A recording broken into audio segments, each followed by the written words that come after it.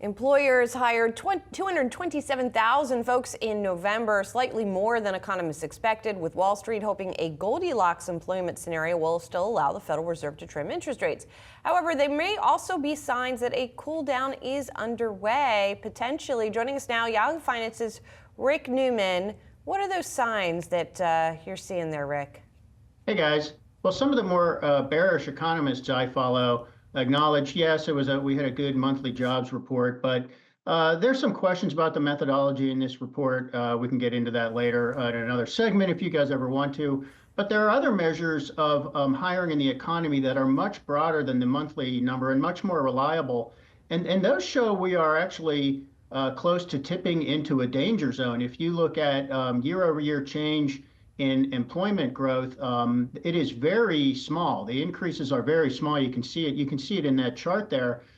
So the question is, that line, where that line is going down toward the right-hand side, are we at a point where that might cross the 0 point and we might actually get into negative year-over-year employment growth? There's no sign a recession is imminent, but it's also true that we've seen curves like that or charts like that right before other recessions, such as the one that began in 2007 or the one that began in 2001.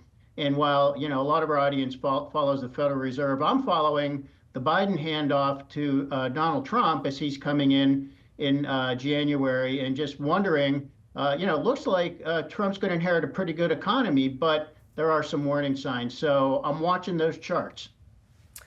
Rick, I'm curious because I haven't gotten your take yet on what you think of the kind of core economic team Trump has assembled. I ask because, it's kind of top of mind, Rick. We had Anthony Scaramucci on the show this week, and obviously Scaramucci, not a fan of Trump.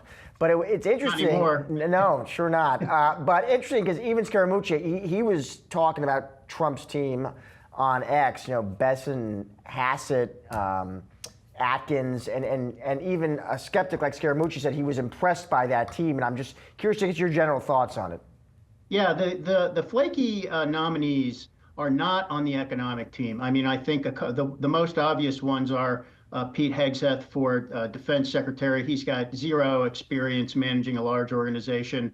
Kash Patel at the FBI. I mean, these are the sort of Trumpy America First people who are just there because they're out of loyalty to Trump. The economic team, I think, is reassuring. I mean, Scott Bessent as a Treasury Secretary, markets like him, and we saw a favorable market reaction when he was named at the Treasury Secretary. Yes, we are going to get some tariffs and a lot of tariff threats, but the guys on the economic team have been there before, and they're sort of known quantities. So that suggests the markets are probably going to be okay. If we're going to have turmoil under Trump, it's probably going to be in some other part of the government.